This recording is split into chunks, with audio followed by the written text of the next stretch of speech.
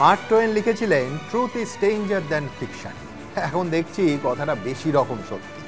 Social মিডিয়ার এই যুগে নানা ঘটনার ওপর রং চড়িয়ে তৈরি হচ্ছে নিত্য নতুন রাজনৈতিক ন্যারেটিভ। তো ঘটনাটা কি? ঘটনা হলো উত্তর 24 পরগনার স্বরূপনগরে প্রশাসনের সম্পূর্ণ জ্ঞাতসারে দলে দলে ঘোষিত বাংলাদেশি নাগরিকরা ভিড় করছেন এবং বিএসএফের কাছে দরবার করে বাংলাদেশে ফেরত যেতে চাইছেন। তারা প্রকাশ্যে বলছেন যে তারা বেআইনিভাবে কাঞ্চন মূল্যের বিনিময়ে এদেশে এসেছিলেন, ভারতীয় পরিচয়পত্র কয়েকজন করিয়েছেন, দু একজন সরকারি প্রকল্পের সুবিধেও নিয়েছেন, এমনকি দু একজন সরকারি সংস্থায় কাজও জুটিয়ে নিয়েছিলেন, সেটাও নির্ঘাত কাঞ্চন মূল্যের বিনিময়। কিন্তু ন্যারেটিভের আসল খেলা শুরু হলো এইবার। একদল সঙ্গে সঙ্গে বলতে লাগলো যে লক্ষ লক্ষ বাংলাদেশি নাকি এসআইআর শেষ করার আগেই ভেগে পড়ছেন, ব্যাস ভোটার তালিকায় আর একটুও জল থাকবে না, পড়ে থাকবে শুধু খাঁটি দুগ্ধ। আর একদল তো আরও সরেস, তারা ভেবে চিনতে দেখে শুনে দাবি করলেন না, এটাও সাজানো ঘটনা। এমনিতে ছোট ঘটনা বা সাজানো ঘটনা এই শব্দবন্ধগুলোর প্রতি তাদের তো পুরনো দুর্বলতা। তবে এসবের পাশাপাশি এই অনুষ্ঠানে অবশ্যই আসবে নির্বাচন কমিশনের ভূমিকার কথা, যাদের পরিকল্পনাহীনতা, যাদের তরফে কমিউনিকেশন গ্যাপ এবং বিএলওদের ওপর মারাত্মক চাপের কথা, যার জন্য একটার পর একটা প্রাণও চলে যাচ্ছে বলে অভিযোগ। আর মনে রাখতে হবে, শুধু পশ্চিমবঙ্গে নয়, উত্তরপ্রদেশ, গুজরাট, মধ্যপ্রদেশ, রাজস্থান, এমনকি কেরলেও এসআইআরের আবহে প্রতিদিন বিএলওদের অসুস্থতা আর মৃত্যুর খবর আসছে। আমাদের প্রশ্ন থাকবে যে নির্বাচন কমিশন জরুরি এসআইআরটাকে যন্ত্রণার এসআইআরে পরিণত করে ফেলছে না তো? এই সমস্ত কিছু নিয়ে আমাদের আজকের বিষয় একটু বড়। স্বাভাবিকভাবেই সীমান্তে ভিড় বাংলাদেশির, বইছে কি উল্টো স্রোত? এদিকে টানতে সংশোধনের রথ, বিএলও নিলেন চরম পথ। এসআইআরের কাটা ছেঁড়ায় কোন পথে যায় বঙ্গভোট? আজ আমার প্রথম দুই বক্তা দুই যুযুধান রাজনৈতিক দলের দুই তরুণ তুর্কি। প্রথমে তৃণমূল কংগ্রেসের তরফে দেবাংশু ভট্টাচার্য। দেবাংশু, নমস্কার, শুভ সন্ধ্যা। দেখুন, এই মুহূর্তে বাংলা সহ গোটা ভারতবর্ষ এবং কয়েকটি রাজ্য যে পরিস্থিতির মধ্যে দিয়ে যাচ্ছে, সেই পরিস্থিতি একটা যুদ্ধ। সাধারণ মানুষের তার মাটি বাঁচানোর যুদ্ধ, তার ভাষা বাঁচানোর যুদ্ধ, বিশেষ করে বঙ্গবাসীদের ক্ষেত্রে তার নাগরিকত্ব বাঁচানোর যুদ্ধ। এই নিয়ে এবিপি আনন্দে অনেকগুলো আলোচনা সভা এসআইআর নিয়ে হয়েছে। স্বাভাবিকভাবেই হওয়ার কারণটাও খুব স্বাভাবিক, কারণ একটা বৃহত্তর ইস্যু। আমাদের প্রশ্নগুলো যদি প্রথম থেকে, আমি সহজ ভাষায় আসি, সহজ কথায় আসি, যে জনসাধারণ, যে মা কাকিমারা এই মুহূর্তে টেলিভিশন দেখছেন, যারা নরেন্দ্র মোদীর দয়ায় রাত্রিবেলা 450 গ্যাসটা 850 টাকা দিয়ে রাত্রিবেলা রান্নার প্রিপারেশন নিচ্ছেন, যে দাদারা 105 টাকা দিয়ে পেট্রোল ভরে বাড়িতে ঘুমোতে যাচ্ছেন, তারা হয়তো জিনিসপত্রের দাম ভুলে গেছেন, ব্যাংকের টাকা কাটার কথা ভুলে গেছেন, মূল্যবৃদ্ধির কথা ভুলে গেছেন, সবটা ভুলে গেছেন। তার কারণ হচ্ছে আপনাদের ভুলিয়ে রাখার কৌশল চলছে। কারণ আপনাকে চিমটি কাটার বদলে রোজ যদি 2টো করে ঘুষি মারা হয়, তাহলে চিমটির ব্যথাটা আপনি ভুলে যাবেন, এবং আপনারা সেই চিমটির ব্যথাটা রোজ ভুলে যাচ্ছেন। তার কারণ নরেন্দ্র মোদী আপনার নাগরিকত্ব নিয়ে প্রশ্ন তুলে দিয়েছেন, আপনি মাটির নাগরিক কিনা সেই নিয়ে প্রশ্ন তুলে দিয়েছেন। ফলে আপনি নিজের মাটি বাঁচানোর লড়াইতে এতটাই মশগুল, আপনি 105 টাকার পেট্রোল, 900 টাকার কাছাকাছি গ্যাস নিয়ে চিন্তা করার সময়ই পাচ্ছেন না। আর এটাই তো নরেন্দ্র মোদীর কৌশল ছিল। বাচ্চা যখন খাওয়ার জন্য কাঁদবে, বাচ্চাকে আলমারির ওপর তুলে বসিয়ে দাও, তখন বাচ্চা খাওয়ার কথা ভুলে গিয়ে বলবে, বাবা উঁচুতে ভয় লাগছে, নিচে নামিয়ে দাও। বাচ্চার প্রায়োরিটি বদলে গেল। এই মুহূর্তে দাঁড়িয়ে আমাদের প্রশ্নটা খুব সহজ ছিল। 2002-তে এসআইআর হয়েছে, বিজেপি বলছে, তাহলে অসুবিধা কোথায়? আমরা প্রশ্ন করছি নির্বাচন কমিশনকে, উত্তর দিচ্ছে বিজেপি। বিজেপির মুখপাত্র এখানে কৌস্তব বাগচি, আর গোটা ইলেকশন কমিশনের মুখপাত্র হয়ে গেছে ভারতীয় জনতা পার্টি। প্রশ্ন করছি ইলেকশন কমিশনকে, উত্তর দিচ্ছে বিজেপি। কি অসুবিধা, কি অসুবিধা? আচ্ছা, অসুবিধা এথিক্যাল কারণ, আইডিওলজিক্যাল কারণ বাদ দিন, একটা সিম্পল অসুবিধার কথা হচ্ছে 2002-এর এসআইআরটা 2 বছর ধরে হয়েছিল, সময় নিয়ে হয়েছিল। আর তার আগে 2001-এ আদমশুমারি হয়েছিল। ছোটবেলা থেকে আমরা প্রত্যেকে জেনারেল নলেজে পড়ে এসেছিলাম, প্রত্যেকে ক বছর পর পর আদমশুমারি হয়? 10 বছর পর পর। 2001-এ হয়েছে, আবার কবে হবে? 2011-তে। 11-তে পড়তাম, আবার কবে হবে? 2021-এ। 2021-এ কেন্দ্রীয় সরকার কি আদমশুমারি করাতে পেরেছে? পারেনি। আজকে 2025, সেন্সাস হয়নি। কেন হয়নি? চাইলেই করাতে পারতো। সেন্সাস করে এসআইআর করতে পারতো, কেন করেনি? কারণ সেন্সাস যদি করায়, তাহলে এই যে মুসলমান জুজু, রোহিঙ্গা জুজু, এগুলো দেখাতে পারবে না। এই যে বিজেপি নেতা রোজ টিভিতে এসে বলে না 27% ছিল, এখন তো 40% হয়ে গেছে। ওদেরকে কানে কানে খবর দিয়ে যে আমি জানি না। তো বাবা সেন্সাসটা করাও, বার করুক, সবাই জানতে পারুক। সেন্সাস করে 2001-এ 2002-তে এসআইআর-এ ঢুকেছিল গোটা দেশ। এইবার কোনো সেন্সাস আমাদের হাতে নেই। 2 বছরের টাইম পিরিয়ডটা কমে এলো 2 মাসে। কি তাড়াহুড়ো ছিল? লোকসভা নির্বাচনের আগে করেননি কেন? 2024-এ লোকসভার আগে গোটা দেশে একবারে করতে পারতেন, কেন করেননি? 24-এ হারার পর কেন গোপন সমীক্ষা চালালেন? গোপন সমীক্ষা চালিয়ে কেন জানার চেষ্টা করলেন কোন জাতি কোন ধর্মের লোক ভোট দেয় না? আর তারপরে সেই বরাতটা দিলেন ইলেকশন কমিশনকে যে এই জাত এই ভাষা এই ধর্মের লোক আমায় ভোট দেয় না, এসআইআর করো, এদের নামটা কাটো। সেটাই বিহারে করেছেন, সেটাই আনঅফিসিয়ালি মহারাষ্ট্রে করেছেন। কিন্তু বিহারে কেটে বাদ দিয়েছেন, বাংলায় কেটে বাদ দিয়েছেন, মহারাষ্ট্রে ইনক্লুশন করেছেন। 4.5 বছরে 50 লাখ ভোটার বেড়েছিল, 6 মাসে আরো 50 লাখ বাড়িয়ে দিচ্ছেন। আপনারা এত ম্যাজিক জানেন। এই মুহূর্তে দাঁড়িয়ে, এই পরিস্থিতিতে দাঁড়িয়ে যখন এসআইআর এর মধ্যে আমরা নামছি, তখন 2 বছরের টাইমটা কমে 2 মাস। ইলেকশন কমিশন কি বলল? টেকনোলজির অ্যাডভান্সমেন্ট হয়েছে, তাই কোনো প্রবলেম হবে না। কি এমন টেকনোলজির অ্যাডভান্সমেন্ট? 35টা মানুষ মারা গেল, তার মধ্যে বহু সংখ্যক বিএলও রয়েছেন। বিএলও কারা? যারা ইলেকশনের কমিশনের হয়ে কাজটা করছেন। আরে বিএলও তো ইলেকশন কমিশনের পার্মানেন্ট এমপ্লয় নয়, তবুও সেই মানুষগুলো প্রাণপণ আপনাদের প্রেশার মাথায় নিয়ে কাজে নেমেছিল, কিন্তু আপনারা ন্যূনতম সহায়তা তাদের করতে পারলেন না। পশ্চিমবঙ্গে মারা যাচ্ছে, বিজেপি বলছে তৃণমূলের আতঙ্কে মারা যাচ্ছে। আরে রাজস্থানে তো তৃণমূল নেই, গুজরাটে তো তৃণমূল নেই, ওখানে বিএলওরা কেন মারা গেলেন? এই উত্তর কি শুভেন্দু বাবুরা দেবেন? এই উত্তর বিজেপির প্রতিনিধিরা দেবেন? সর্বত্র মারা যাচ্ছেন কারণ 2 বছরের কাজের প্রেশার 2 মাসে দেওয়া হয়েছে। আপনার যারা বাড়ি তৈরি করছে, বলেছে 2 বছর লাগবে বাড়ি তৈরি করতে, তাদেরকে যদি বলেন 2 মাসে বাড়ি তৈরি করতে হবে, তাহলে শ্রমিকগুলোকে কতগুলো ইট মাথায় তুলে 1 মিনিটে উপরে তুলতে হবে সেটা কল্পনা করে অঙ্কটা আপনি করুন। এই প্রত্যেকটা বিএলওর উপরে কি যাচ্ছে আপনারা কল্পনা করতে পারবেন। এই পরিস্থিতিতে মানুষের প্রাণ যাচ্ছে। আর যদি এই পরিস্থিতিতে প্রাণ যায়, তাই খুনের দায় জ্ঞানেশ কুমার নেবেন না কেন? আর জ্ঞানেশ কুমারের বর্দা নরেন্দ্র মোদী বা নেবেন না কেন? তাদের নামে এফআইআর হবে না কেন? স্পষ্ট প্রশ্ন রইল। বিহারে ফাইনালি 45 লাখ লোকের নাম বাদ গেল। আমরা স্পষ্টভাবে বললাম যে 45 লাখের নাম বাদ গেছে, আপনারা বলেছিলেন রোহিঙ্গা অনুপ্রবেশকারী নাকি বিহারেও আছে। আমরা স্পষ্টভাবে বললাম একটা কাজ করুন, 45 লোকের নামের লিস্ট বার করুন। এত ট্রান্সপারেন্সি তো। ইলেকশন কমিশন বলছেন উই আর ট্রান্সপারেন্ট, কাঁচের মতো, জলের মতো, আয়নার মতো। 45 লোকের নামের লিস্ট এখনো বার করতে পারলেন না কেন? কারণ ওই নামের লিস্ট প্রকাশ্যে এলেই বোঝা যাবে কতজন বাংলাদেশি মুসলমান আর রোহিঙ্গা বাদ পড়েছে। যোগেন্দ্র যাদবের একটা ইনস্টিটিউট আছে, তারা করে স্টাডি করে বলেছে যে বিহারে যে 45 লোকের নাম বাদ গেছে, তার মধ্যে কটা রোহিঙ্গা পাওয়া গেছে জানেন? গেস করুন তো।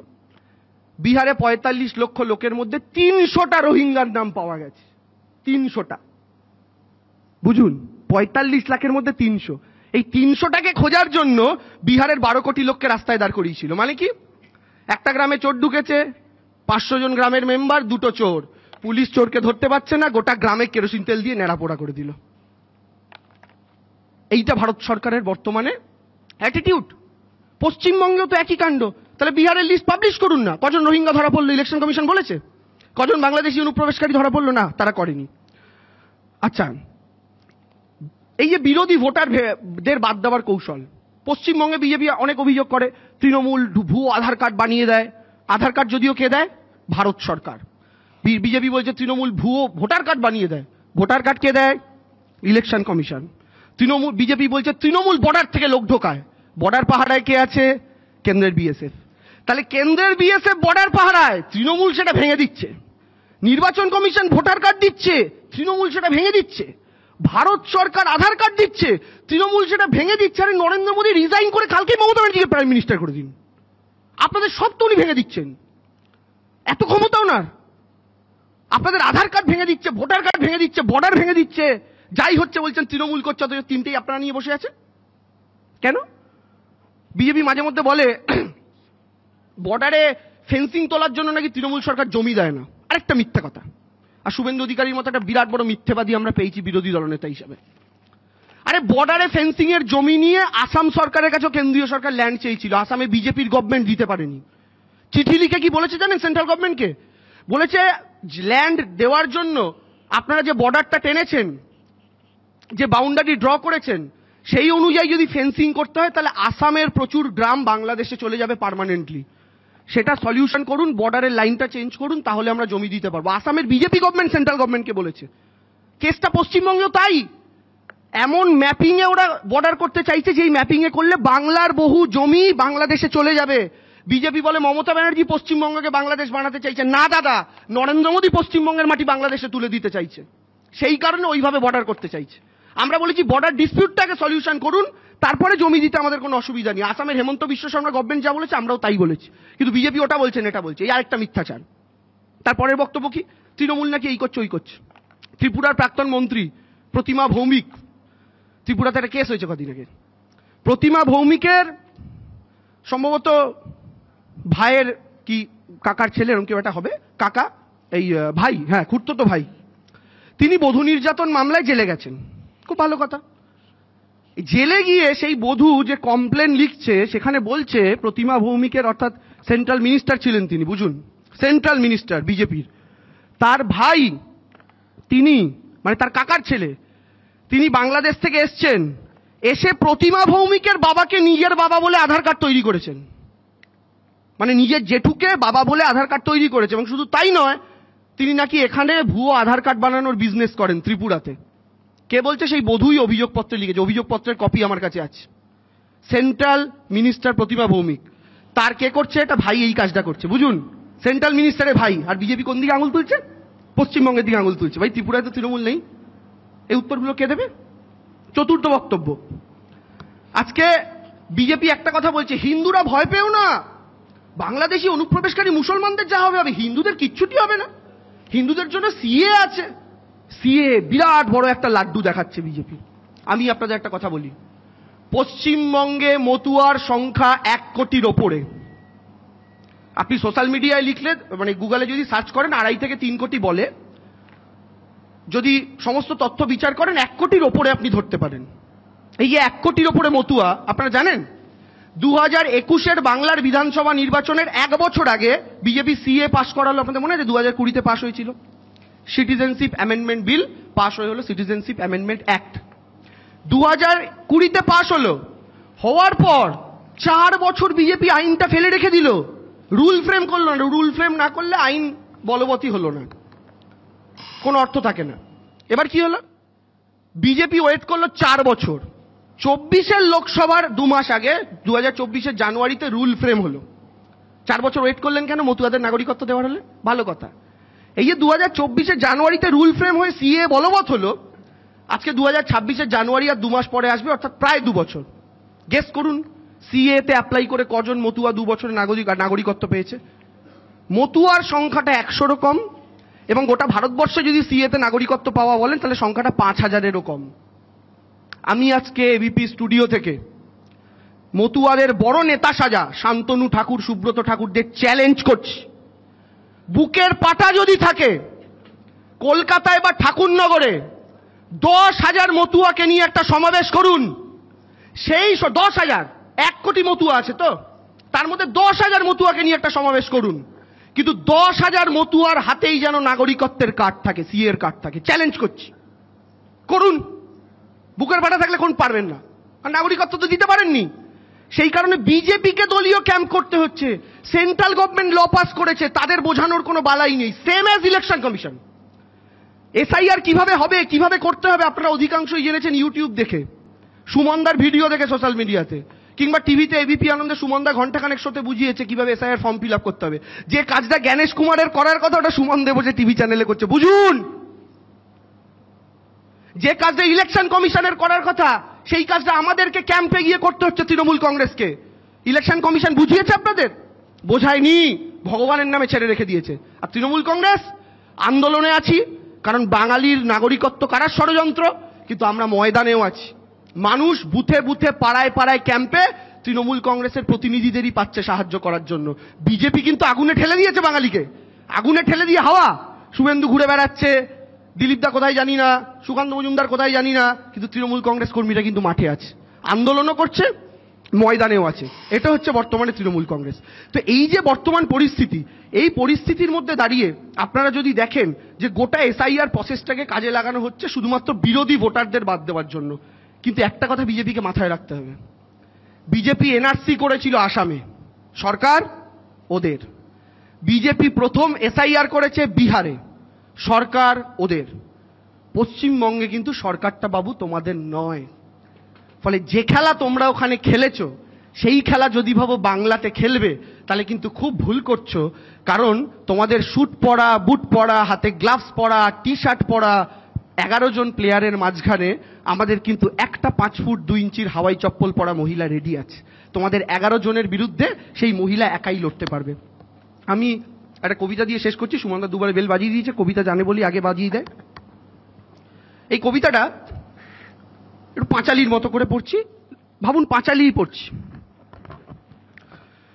বেশ ছিল ইহবঙ্গে নির্মল আকাশ, কিন্তু তাহাতে ছিল বিজেপি হতাশ।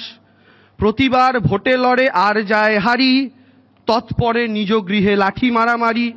দিলীপ দা বলি ওঠে ধরি নিজ লুঙ্গি, শুভেন্দু দলে এসে বাজাইল পুঙ্গি। শুভেন্দু উত্তর করে আমার কি দোষ, সুকান্ত অপদার্থ সেই নন্দ ঘোষ। সব শুনি সুকান্ত তা রেগে ওঠে মনে, শ্রমিকের সাথে প্রীতি রচেন গোপনে। দৃশ্য দেখি মোদি শাহ মনে মনে কাঁদে, কি করিলে বঙ্গজিতি সেই ছক ফাঁদে। চিন্তামগ্ন অমিত শাহ খোঁজেন প্রাণেশ, ডাকিলেন কোথা আছো কুমার জ্ঞানেশ। রক্ষাকর্তা তুমি ত্রাতা দোহে করো ত্রাণ, প্রতিবার বঙ্গহারি ভুলুন্টিত মান। হাত জোর করি কহে জ্ঞানেশ কুমার, আজ্ঞা করো মহারাজ কি চাহি তোমার। বঙ্গে এক দেবীর বাস শুভ্রতার বেশ, নিজ হস্তে পদ্মবন ছিরি করে শেষ। তাহাকে হারাতে চাই দিবারাত ভাবি, যা করার তাহা করো এই মোর দাবি। জ্ঞানেশ কুমার আসে হস্তে ধরি ঝুড়ি, ভোটার তোলেন আর নেন তাতে পুরি। হাসিতে হাসিতে কহে নাচিতেছে নোট, ডিলিট করিব যত বিরোধীর ভোট। ঘাম ছোটে জনতার দুশ্চিন্তায় মরে, বুড়ো বুড়ি একা ঘরে হাহাকার করে। চাপে পড়ে বিএলওরা দেয় গলে দড়ি, দাঁড়িয়ে আছেন জম হাতে নিয়ে ছড়ি।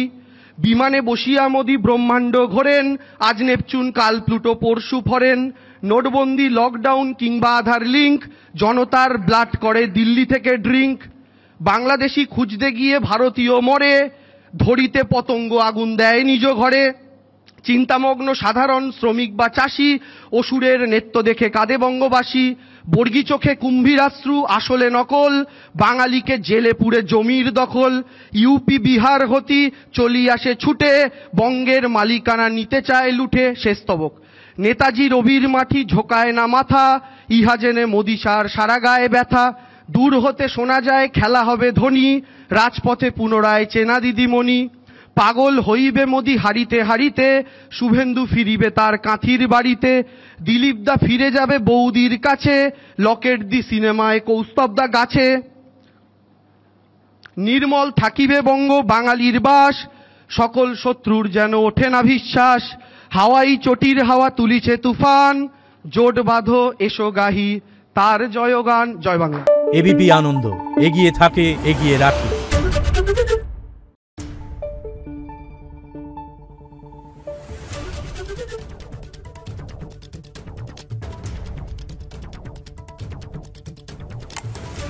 Thank you.